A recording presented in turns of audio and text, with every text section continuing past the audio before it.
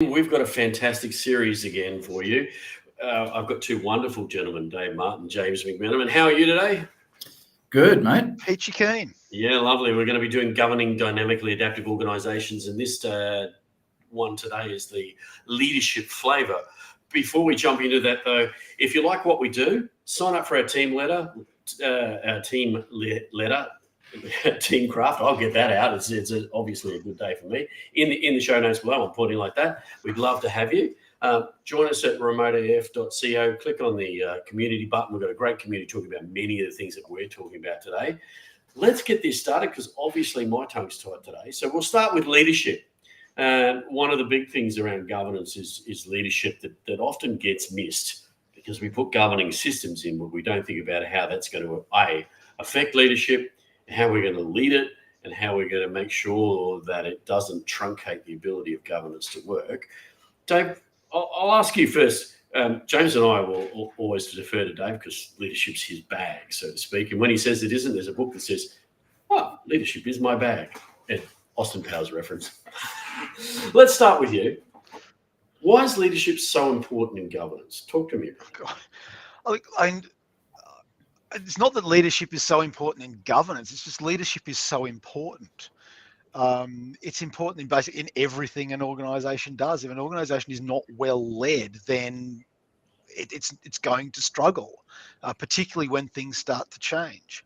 And specifically in the context of governance, often leaders rely on the system of governance to give them the information that they need. And if they're not getting it, then they'll go outside the system to get that information, and you'll get those requests for status reports and the updates and all of that stuff that takes leaders away from the things that they should be doing, which is the kind of the leadership stuff, and drags them down into the weeds of tracking work. The other thing, of course, is that leaders often set the systems of governance. So if they have an expectation around the way that things need to work, then that's the way that the governance system is going to be set up. If leaders expect that they're going to make all the decisions, then the government system will be set up so that they make all the decisions. Leadership is kind of the linchpin of the whole thing. If you get the leaders on board and you get the leaders thinking about like the most effective way to lead and govern a system, then you can really affect real major change into an organisation. Yeah. James, what do you think? How do we get them on board? I think Dave makes some great points there, but how do we get them on board? And is there anything you want to add to what Dave said? How do we get them on board? Well, they usually, if you've got a large organisation, there's a whole bunch of people in there with different leadership roles, and the vast majority of them are on board, or they think they're on board. It's just making it clear about, hey, if this is the kind of organisation we want to be, if we're trying to become more agile, or if we're trying to include people from all over the world and go to a more remote first place, well, what does that mean that how do we need to change our leadership? So generally, most leaders, just like most people in an organisation, would rather do a good job than a bad job. Not that many people are turning up in order to suck at their jobs. So they're on board, but it's also a matter of, what does that mean? What does it mean for me to be a good leader? Often, if we're making some change in an organisation, which I think in the context that we're talking, we're usually talking about making some kind of change in the organisation. If you're trying to make a change, you're trying to change the way you govern. Let's say, all right, we're a good big organisation, but we're not getting as much work through the system as we think we should. So we're trying to change to become a more agile, nimble organisation, and we want to change the way we govern. If you change those systems and you change the work to small little pockets going through, but you don't change the leaders, then they're on board, but they're on board with something different.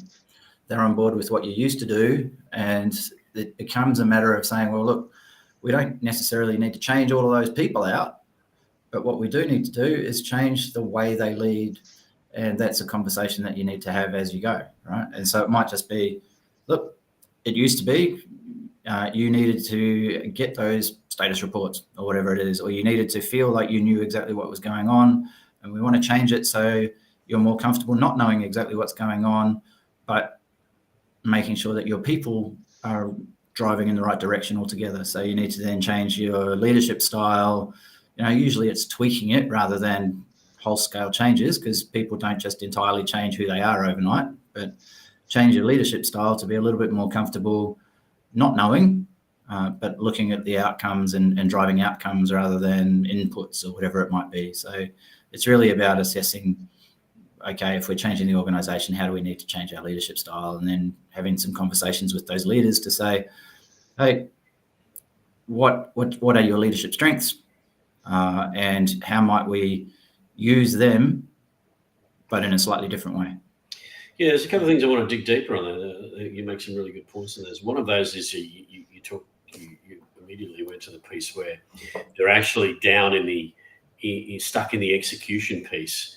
And I think that's a really poignant point is when you dynamically adapt an organization or you bring agility in, you're changing the frame of the way the governing systems work, but they're used to getting down into the detail and getting stuck in the execution.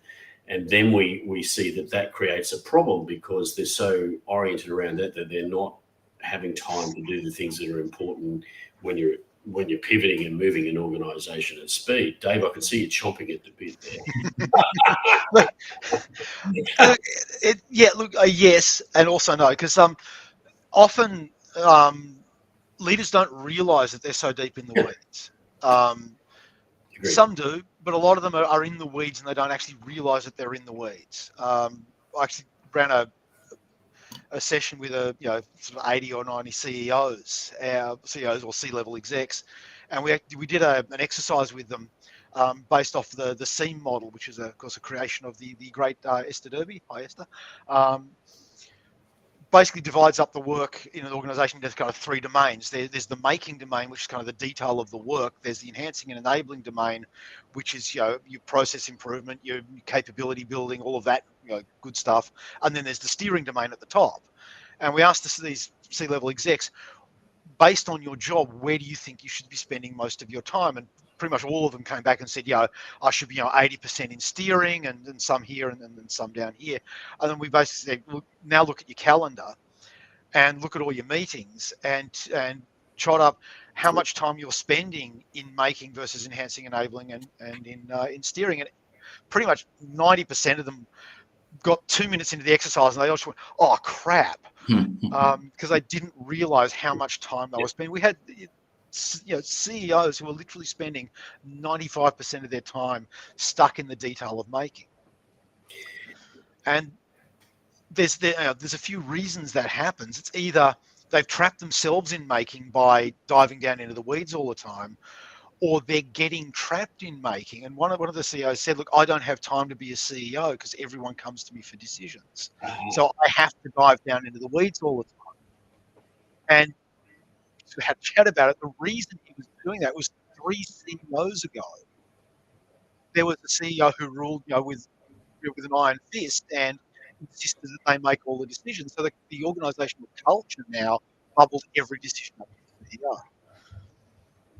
So he was trapped in making through something that wasn't his fault, but he couldn't see a way of changing that culture to break out of that. Kind of to James's point of getting people on board, most of them are on board. They kind of know that things aren't working, but they either don't know where to start or they see the problem as separate to themselves. Yes. Yeah. So it's, we've got a problem in execution in the organization. I'm separate to that. So go change my people, but kind of leave me alone. And I think the big thing there is showing leaders how tightly they're coupled down into the execution system. Yeah. And how you then break that and get them focused on what they should be doing, which is the steering bit and some of the enhancing and enabling, depending on where you are in the organization, and getting them out of the weeds and out of the making. And you do that through your systems of governance. So if you're feeding the right information up to them, they don't need to be in the weeds in order to steer the system. Yes. One little thing I'll note on that, Dave, is whenever I go into an organization, if the questions that I'm getting from leaders, from everybody, are questions like, how can we, then we'll be fine. But if it's like, can you fix them? Well, thank God you're here. Let me tell you my insight about the organization and the problems that exist outside of here. Outside of me. You're less likely to succeed in whatever it is that you're brought in to do. Yeah. And the first thing you need to do is to, change that around and make it, how can we change and learn, not how can you fix them? So, yeah. A lot of leaders, they've been a really good operational person. So you get promoted into a leadership role by being really good at the job that you're doing, which is an operational role. So you're then lifted up into this leadership role, and most organizations do an incredibly poor job at training leaders to lead. So one of the reasons people get stuck in the execution and the making is because that's where they've always been. So that's where they always see their role. So no matter whether they're on the tools in a team, now leading a team or leading a group of teams, or now leading the organization, they're still thinking very operationally. Yeah. Most organizations, and I've been through a few of these, have a leadership program. It's like they call it, you're now a team lead. Go on our leadership program. And there's two types of leadership program I found. One of them is, it's not a leadership program, it's a management program. It's, here's how the payroll system works. Here's how the performance review system works. Here's how the performance management system works. Here's how to manage people. Or there's the other type of leadership program where it's all fully tribal drumming and kumbaya, and it's all about vertical development and personal growth, and let's all be vulnerable with each other, which is awesome. And it's really important that leaders do that sort of thing. But what it's not doing is teaching leaders practical skills to lead. So how do I articulate a vision? How do I talk to people with different backgrounds to me to get a message across? How do I give and receive feedback? All of this stuff, there's this huge gap in the middle of leadership training. You've got the management piece is kind of well covered. The top vertical development piece is reasonably well covered. There's this huge gap in the middle around, well, how do you actually become a leader? I agree with you. And I think there's a piece that runs into that as well, right? So we talk about that, and we talk about the structure of it as well. But it's the decisioning, that how decisions are made, how the organisation. So often, good leaders are caught in a bad system, or they've created it unintentionally. You said about they have to make all the decisions they've created, and they don't realise that, right? So if you think about that decisioning, we always, when we talk about the principle of governing the system, we talk about, decide what to decide when to decide how to decide. But it's the fourth one that everyone misses, and it's decide who decides. Yeah. I think most people miss all of those principles of governance, the principles of decision making, because the whole decision making is something that is not taught. The expectation is that as you go up the ladder in the organization, you will make more and more of the decisions. You will have, the whole point used to be of leadership, that you had more decision-making authority as you went up the organization. So people tend to collect decision-making authority, and they'll hold on to that as they move up. So I had this, now I'm at the next level, so I have this and this. Great. Means you can never go home and sleep because you're making all the decisions. So clearly, Eastwood moment, you're pry it out of my cold hands. That's I think that was Charlton Heston. All right. Out of my cold dead hands. The whole philosophy around decision making. People get kind of taught delegation in terms of, well, you should delegate stuff, but it's always delegate work. Yes. It's not delegate decisions or delegate responsibility or delegate ownership for things. It's how do you delegate a work package is what was essentially what you get taught in management courses. What you really need is to, again, it's the missing middle in the leadership training is, how do you set up a system of decision making that allows you to set the decisions at the right, who decides, how do we decide? Like, just how do we make a decision? Is it one person who decides? That's the traditional method. Is it a consensus decision? Because, you know, but there's a whole bunch of different decision-making methodologies that nobody ever really considers. We just make James make all the decisions here. That's the easy Yeah. part. Yeah. It suits me fine. Makes me feel like a leader. But the other thing I wanted to stick deeper in there, James, so we sort of extrapolated that out, but I think the other piece that you said in there was about information flow.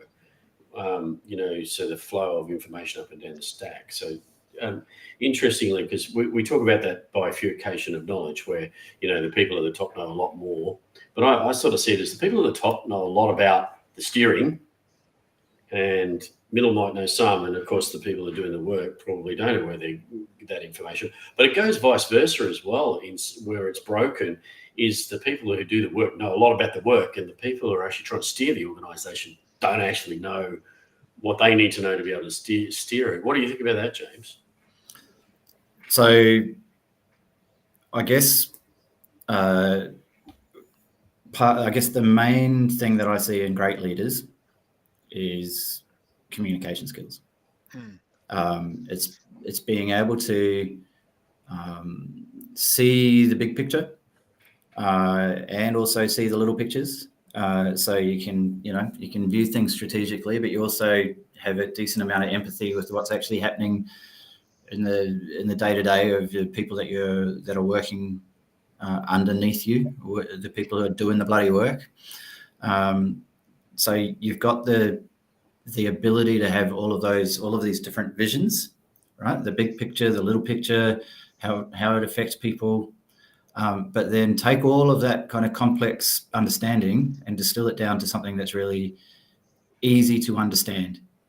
And that's really hard, but that's what I see in great leaders. It's the ability to take a whole complex system, a whole complex world, and communicate what you need to communicate simply and effectively. So once you can do that, then you got to work out, okay, cool, I can communicate what I need to communicate, so we're all on the same page. That is the main thing that I've seen separates out really good leaders. Once they can do that, then the people can get on with what they want to do. The people can say, all right, we understand. We understand the strategy. We understand our part to play in the strategy. I'm an adult. I can make whatever decisions I want to make about how I'm going to execute. So to your question, how do we deal with information flow? Well, the purpose of one of the main skills of a really good leader is making that easy, and it's a really hard skill, right? It's yes, you've got to be able to delegate decision making and so on, but when it comes to that distilling communication to something that's really simple and effective, that's really tough, and it takes a lot of work. And when you've nailed it, it looks like it took no work. And that's when you know that you've done really well, and people will say, okay, that's cool, that was easy, why did we all have to get together to hear this thing? And it's like, well, actually everyone needed to hear the same thing, but also the amount of work that goes into it is huge. It's then what I think they need to do is put the right systems in place that information flows and it's not all coming out of the leader's mouth. Because otherwise, again, they're just so busy. They might have, okay, good, we've sorted out decision making. We've started to move that around the organisation in the right ways. But I have to be the one who communicates everything to everyone. So I'm never able to go home because I'm doing all of that communicating. So they need to be able to communicate the important things. And then they need to be able to trust the systems that they put in place to do the rest of that information sharing. Yeah. Interestingly enough, one of the things that you mentioned in there, both of you have mentioned, is the delegation of authority which goes with that, right? Or how do we delegate? How do we delegate the decisions, or how do we delegate that so that we can get the information flow, right? And so, we all know the premise of intent-based leadership, popularized by David Marquet, turn the ship around. But when I'm working with leadership teams on a regular basis, there's really this thing, they get it. they understand the intent-based leadership and pushing intent down to where the work gets done. It's more about they don't understand how to make it happen. Particularly in a governmental situation, I've had that where they say, well, I am the holder of the flame. I have to make that decision. There is no delegation. I think a good light bulb moment there when I was working with a leader just recently, one of those leaders actually said, well, that's true. I do have to make the final decision, but that doesn't mean that I can't push that down and allow you to make a number of those decisions that allow me to make the decision and flow the information back. What's your thoughts on that, Dave? Yeah, look, it's kind of, if you look at the Dave Marquet example, he talks about the kind of, I call them like the red button decisions. It's like you said, if you ever watch the video, you read the book, he said he kept one decision with him, which was launching a weapon because that would kill people. And he didn't want anybody else making that decision but him. So I think one of the conversations you can have with leaders is what are the actual red button decisions that they have to make, the ones that they can't delegate or they don't want to delegate. And honestly, there's not that many red button decisions that they probably absolutely have to have with them. Yeah, I think that's, I've seen that a lot. Well, look here, I've got the delegated authority for this, this, and this. So I have to make these decisions. Well, you don't. You have to own the decision. You have to be accountable for it. But it doesn't mean that that you actually need to do the exercise of making it. Maybe you should, but it doesn't mean you have to. You can certainly delegate that decision and then sign a piece of paper at the end. Or say a lot of the times, another thing people don't think of is you can literally set up a system that says this is how the decision will be made. This is the person who will make it, and set it off to go. And you own that decision, but it doesn't need to be you making it. Now, I'm not saying that you should do that for every bloody decision, but it's certainly possible. And a lot of people, especially newer leaders or leaders who are kind of used to a reasonably hierarchical culture, don't even perceive the option. And sort of perceiving that option is the first thing that really helps you to say, oh, okay, I don't necessarily need to read all of this paperwork and then make this decision and then sign it. It might be there are better people in my team to share this load. I can trust my team and accept the recommendations of my team and just sign it off because I know my team is. And that doesn't necessarily mean that you're abrogating your responsibility. But if the wrong decision's made and you're the one who's accountable for it, then you got to own it at the end of the day. And some people are much more comfortable that when that's the case, say, well, I'm going to do all of the reading and all the decision making. And if that's the case, then you've got to understand that that's the sort of leader that you are. Communicate it really clearly and make sure that everyone understands what the expectations are, how hard you'll be working, how hard you're expecting your team to work, all of those kinds of things. Just make them really clear. And it's not necessarily right or wrong, but it has implications as to the environment that you're going to be working in and that you're creating for your team. I think that's quite important because the reason a lot of these systems build up is because something's gone wrong in the past. So I've signed off on a decision that my team's recommended. It was the wrong decision. I now wear that. There's kind of two ways a leader can respond there. It's either what do I need to do to make to improve the skills or the clarity in my team to make them better at making the decision so they don't make a wrong decision. Or the other way to go is how do I take back control of that decision? And these systems of control tend to build up. Yeah. I think there's a third one on that though, Dave. There's a third one on that. I agree with that. And James, I grabbed it immediately that I heard it from you is they don't, the inference that they just blindly sign it off and completely trust the team. It's not about not trust. It's verify, we'll trust you, but we'll verify and check. Yeah. So the thing there to add to what you're saying, Dave, the third part of that is actually asking the right questions. Yeah. So there's nothing wrong with your team saying, well, yeah, we've done everything in a sign. If you listen to Marquet, he would say to his people, well, what am I thinking? Yeah, what am I thinking? We're going to ask you, right?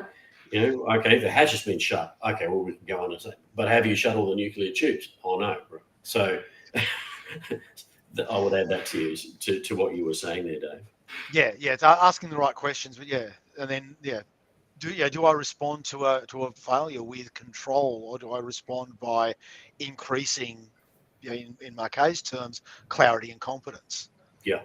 So I think they all wind into the other piece that I would dig into a little deeper there, and I was wondering how long to get us around it. is my favourite. Shout out to Chris Avery, good friend of the show of mine. Responsibility versus accountability. Now everybody looks at the racy and they go, "Oh, responsibility, accountable." Oh. But there's a big difference between actually when you're a leader and you're leading in these situations between responsibility and accountability, gentlemen. Thoughts? Firstly, I love a good racy. I've never seen them used or actually be valuable, but sometimes roll one up at the start of a project and say, "Oh, this is how it's going to work," and then you forget about it and people carry on. I always encourage people to don't do a racy, just do an A. Who's accountable for what? And then let the person who's accountable for it work out how they're going to deal with the R's and the C's and the I's and everything else. You don't need a bloody racy. Yeah. But go for it, have fun. Yeah. Having said that, so that kind of alludes to what you're asking about accountability, right? Just because you've worked out who's accountable doesn't mean they're doing all the work. Yes, they're accountable for being comfortable that the work's going to get done, that the decision's going to be made, that whatever it is going to happen, but they are not the only doer. So once you've worked out who's accountable, let them be accountable to work out what the heck's going to happen with it. But that doesn't necessarily mean that they're going to do anything. They might sit there and go, "Yes, I can see that is happening. I am very happy. I will do nothing, and that will be the right thing to do right now." Yeah. You just a whole cottage industry, James, for a whole bunch of consultancies that make a fortune out of rapids and racies. Sorry, don't keep going. I know. Yeah, accountability just means I'm accountable for the outcome. So yeah, if you're accountable for it, well, yeah, set up the system so that you can be comfortable that the outcome's going to be the right outcome. That the decision's being made at the right spot. Yeah, accountable doesn't mean I have to do everything. And that's where the responsibility comes in, right? Am I responsible for that accountability? Am I responsible for making sure that I've asked the right questions? Do I have a responsibility to ensure that I've given my people the right autonomy to be able to make those decisions? We talk about, giving them the right guide rails, not guardrails, guide rails, the things that they need to know to be able to stay on the straight and narrow. Guardrails are about trying to stop you from falling off the edge. Well, we don't even want to go there. What we want to do is ensure that they're following the right track and they understand what they need to do to get the work done in a safe and easy way. Yeah, and I think part of the problem with racies is that in normal everyday English, responsible and accountable mean the same thing. It's like if you talk to a scientist, they're very, very clear, like theory, hypothesis, conjecture. They mean very, very specific things in a scientific context. In plain English, they mean exactly the same thing. It's the same with responsible and accountable. My kids years ago gave me a mug that said, "I have a very responsible position around here. Every time something goes wrong, I'm responsible." And I felt like crossing out the responsible and writing accountable in there. I think it's a bad choice of terminology because to most people they just mean the same thing. Yeah. No one's ever called me responsible, so I've never had the problem. No one's going to mistake you for a responsible adult. I think this sort of all winds into a question, and we were talking about it off air, which winds into a lot of this. There was a question that we saw asked by someone in our network, which is, are leaders too ingrained? Have they been doing this too long to actually be taught to do it in a different way? So I'm interested to unpack that because I have my thoughts on it. And as you said, I think Dave we're not in the flush of our youth, so we've been seeing as you're in the flush of your youth, James. We'll talk to you.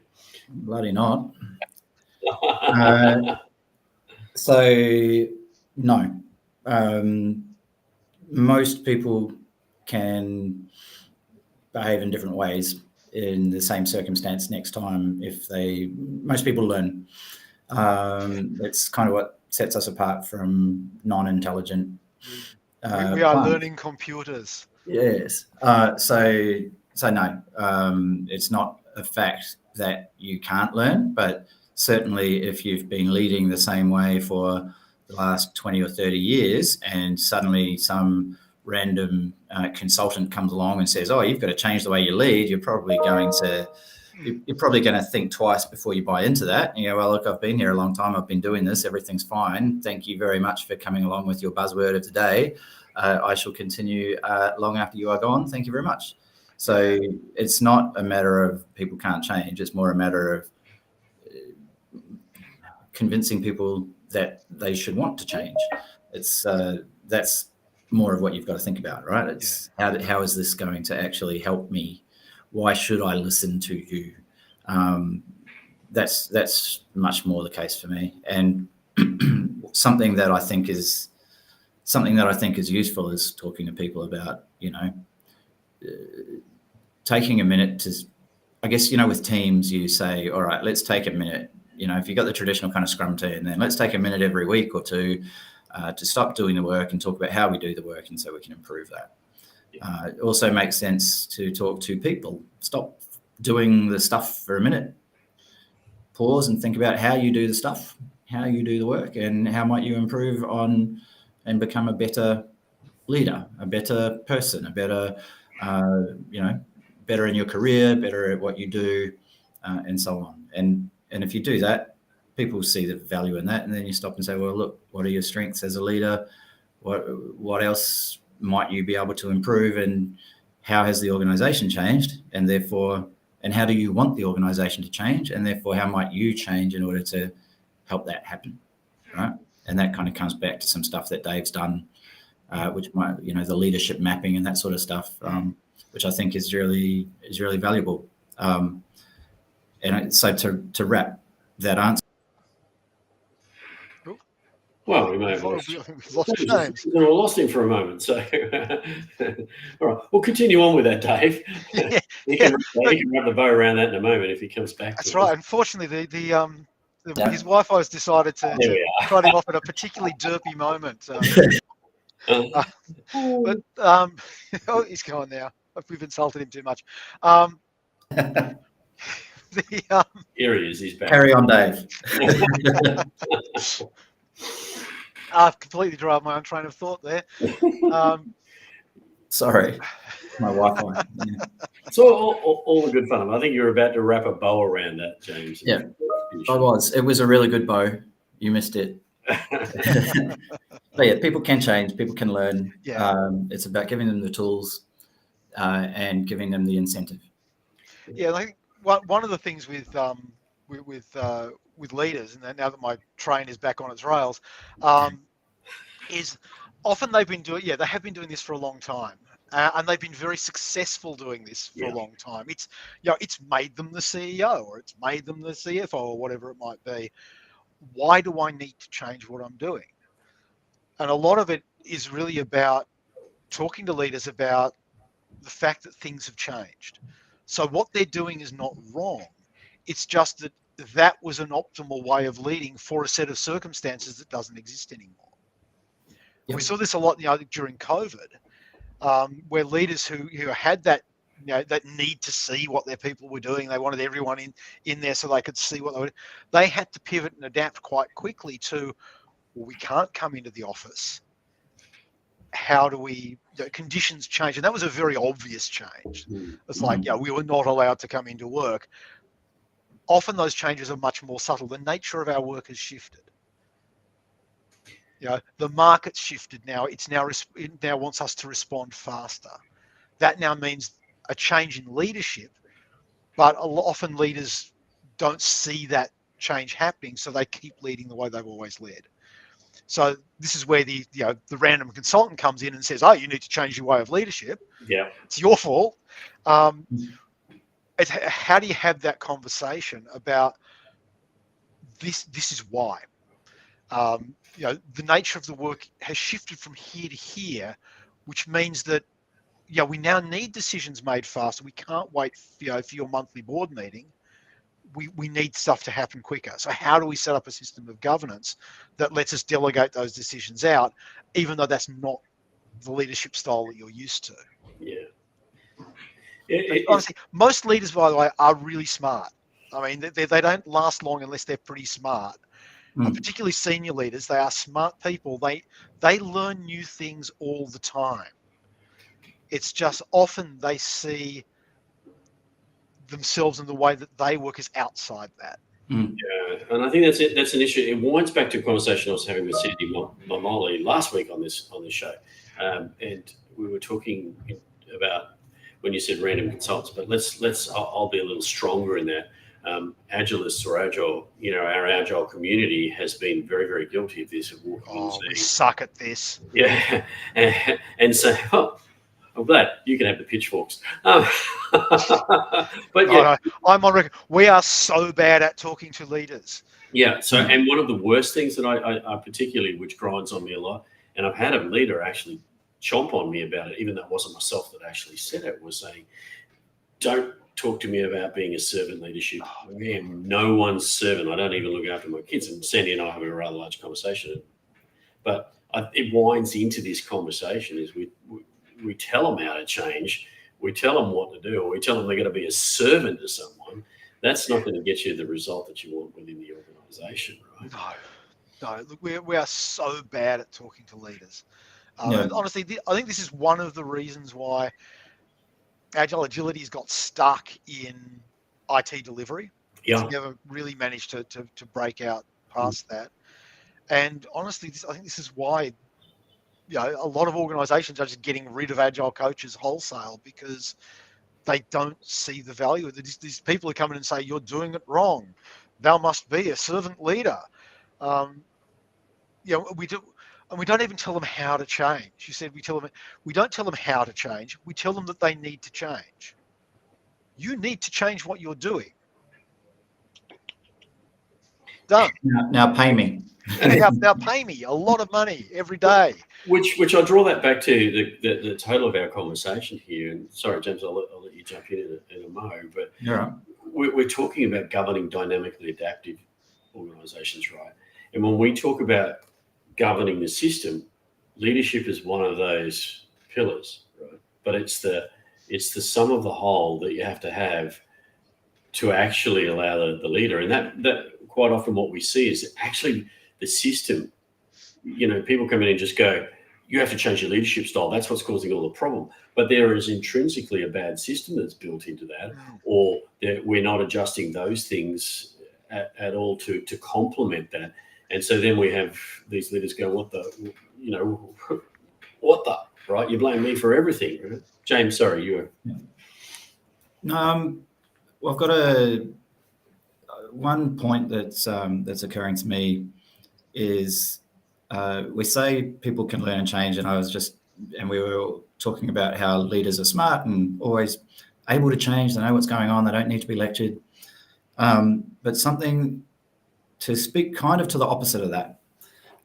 It's human nature to change exactly as much as you must, right?